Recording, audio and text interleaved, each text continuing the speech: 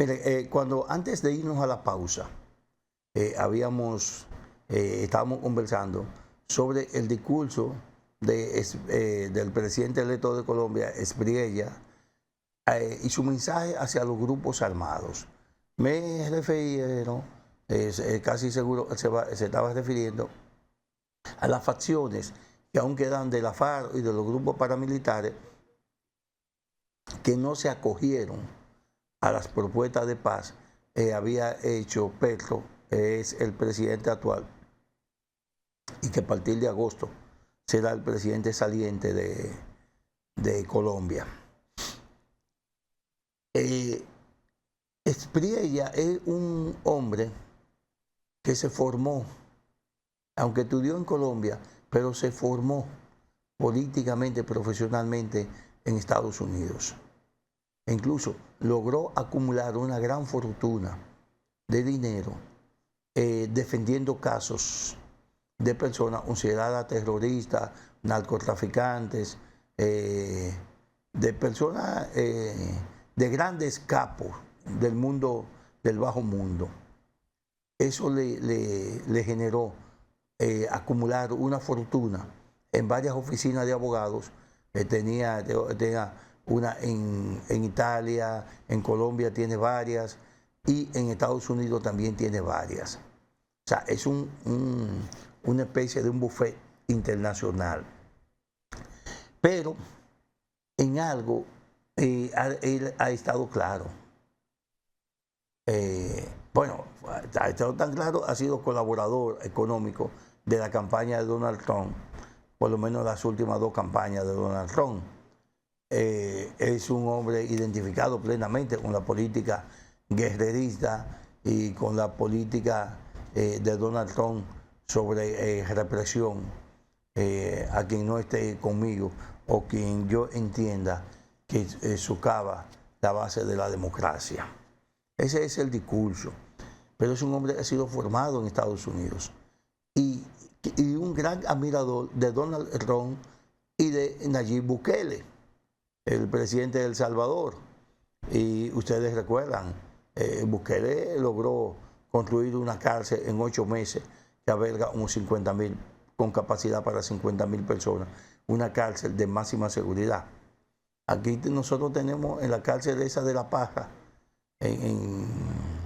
en San Luis, en La Guerra, tenemos unos 10 o 12 años construyéndola, una cárcel para 5.000, 7.000 reos.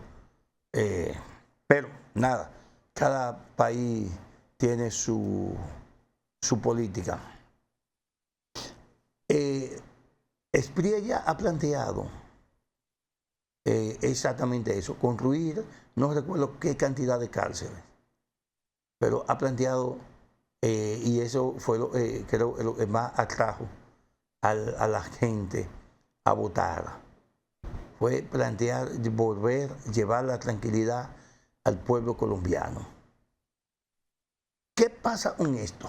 Ese concepto de Bukele ha ido alimentando el discurso de los partidos de derecha, no solo en América, sino también en Europa. En Francia, los partidos de derecha han mencionado el nombre de Bukele en sus discursos, los candidatos en su discurso han mencionado el nombre de Bukele, han mencionado la política de Bukele para enfrentar el narcotráfico y para enfrentar la delincuencia organizada. Mira hasta dónde ha llegado ya el discurso o ese estilo de gobierno de Bukele, que le encanta, porque eso lo está proyectando a nivel internacional. Y parece que en el pueblo colombiano, en el pueblo de El Salvador, parece que sí ha calado bien, porque en los últimos procesos electorales tuvo el 80% de aprobación de la población, o sea, aprobación en las urnas. Me imagino que en el país ya los estrategas de los partidos deben estar diseñando un discurso orientado hacia la tranquilidad. Porque aquí los temas fundamentales, aunque aquí hay una otra realidad, otra realidad, porque aquí los temas fundamentales es la delincuencia, pero aquí no hay una delincuencia organizada, sino es más bien el raterismo. Pero aquí los temas, solamente aquí está organizado la red de narcotraficantes que buscan establecer, convertirse en red. Pero después la delincuencia común aquí no es una delincuencia organizada. Aquí no hay pandillas ni bandas que puedan ser temerosas, que puedan atemorizar. Pero eso va a ser parte del discurso del que quiera ser candidato, del que quiera obtener el favor de los votantes en las elecciones del 2028. Otro elemento que nos aleja de ese discurso ese discurso del Salvador es el elemento de la corrupción. Porque aquí vamos a tener, señores, y es lamentable, lo más probable es que tengamos los tres principales candidatos estén involucrados o hayan sido involucrados o mencionados en temas de corrupción. Por ejemplo, el presidente Leonel Fernández ocupó la presidencia de la República, creo, durante, ¿cuánto? 12 años. Durante 12 años. Y en su entorno hubo mucha denuncia de corrupción y mucha gente que se comprobó realmente corruptos y que fueron protegidos por el presidente Fernández. A uno incluso lo llamó y dijo, ese es mi hijo. Uno que pasó de vender CD a ser uno de los más millonarios del país. Y otra cosa es que después de tú pasar unos 12 años en el gobierno, ¿qué tú puedes prometer que no hiciste? Que la gente te pueda creer. Esa es una cosa por la que el discurso hay que saberlo armar cuando tú vienes de un candidato así. En el caso del PLD, tampoco podrán usar la bandera anticorrupción en la campaña, porque muchísimos dirigentes de ellos han sido no solo sometidos, sino hasta condenados, algunos, por temas de corrupción. Entonces, quien mejor estaría parado ahí, porque se vislumbran solo dos candidatos, que es Carolina Mejía y David Collado, es el PRM, porque al Abinader no poder optar por otro periodo, pues entonces internamente, aunque hay varios aspirantes, por la mayoría son unos loquitos viejos, en términos de aceptación en la base no tienen ninguna aceptación ni estructuras que pudieran competir ni con David Collado ni con Carolina. Entonces, la candidatura presidencial del PRM gira en torno a esos dos candidatos y ninguno de los dos han sido involucrados hasta el momento en temas de corrupción, por lo que estarían mejor posicionados ante ese discurso que los de los otros partidos. No hay más opción. Aquí los partidos siguen siendo los partidos tradicionales, por lo que la gente va a votar, siguen siendo eso. Y si usted ve incluso que en las encuestas se han hecho, establecen, por ejemplo, el PLD y la Fuerza del Pueblo, un 20% cada uno como partido de simpatía del electorado, y el PRM un 35%. Claro está, cuando llegan los procesos electorales, perdón, los candidatos siempre obtienen más votos en su partido. Por eso es que los partidos siempre procuran tener candidatos atractivos, porque con los militantes, con el voto duro del partido, nadie gana las elecciones. Nadie la gana.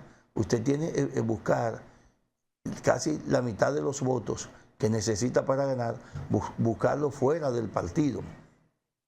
Y entonces ahí entrarían su propuesta, cómo usted logra armar los equipos de campaña, una propuesta y un discurso que le sea creíble y confiable a la gente.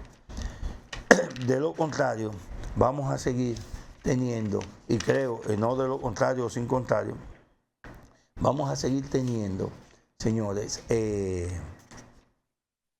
los mismos políticos de siempre. Creo que todavía en estas elecciones del 2028 no habrá un reciclaje de los candidatos, de los líderes políticos, aunque sí ya a partir de 1900, del 2032, a partir de ahí, sí es casi seguro que todos los partidos todos los candidatos irán a las elecciones, serán candidatos nuevos.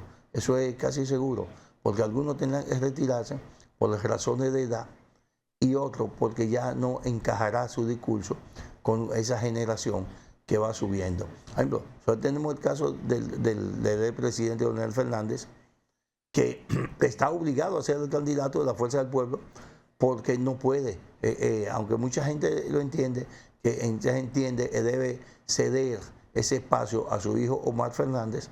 La realidad es que Leonel no pudiera hacerlo porque es un político y sabe que esta es su última oportunidad. Leonel no podrá presentarse en el 2032, dentro de 6 años como candidato. ¿Cuántos años va a tener? Va a tener mucho más de 80 años y eso ya no será difícil venderlo a una población electoral que cada día rejuvenece más. Cuando digo rejuvenece, me refiero a que en cada periodo electoral hay 300.000, 350.000, 500.000 jóvenes, o sea, nuevos electores.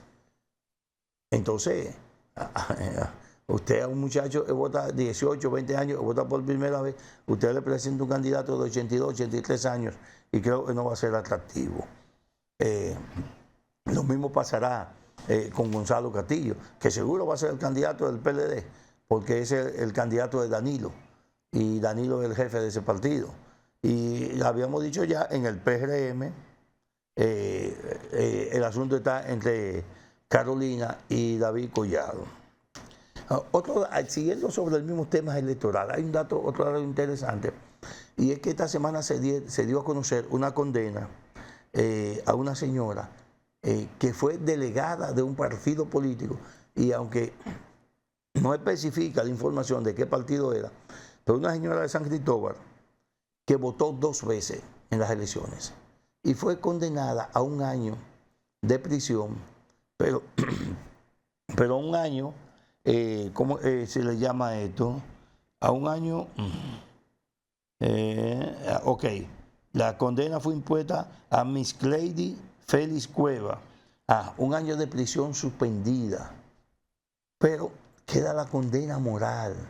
Y además de eso, cuando te dan una prisión suspendida, si tú vuelves a incurrir en ese delito, entonces ya no hay más condena suspendida, sino que usted tiene que ir a cumplir ese año a la cárcel. Esto fue en Barahona, yo dije San Cristóbal, fue en Barahona, pero antes de eso también hubo una condena, creo de 3 meses, también una condena suspendida a un caso similar en Atomayor. O sea, que ya tenemos, los tribunales ya están acogiendo los delitos electorales. En el caso de Atomayor, fue a un muchacho, lo sorprendieron comprando cédula un día de las elecciones, comprando cédula. Y ese le echaron 3 meses de una condena suspendida, con ese mismo agravante de que, con la misma salvedad de que se incurra en el mismo delito, entonces tendría que cumplirlo en una cárcel, cumplirlo de manera física en una cárcel. Son 2 mensajes buenos, porque vienen procesos electorales por ahí, y aquí se tenía el criterio del delito electoral, no se cobraba, de que usted podía incurrir en delitos electorales y eso, pasaron las elecciones y eso se quedó así. No, ya no. Ya porque además de que hay un tribunal superior electoral, hay también un fiscal especializado, un procurador especializado en delitos electorales, y te llevan a los tribunales ordinarios. Amigos televidentes, vamos a otra pausa y en breve retornamos con ustedes aquí en Coloquio Cultural y en Ahora TV, Canal 3.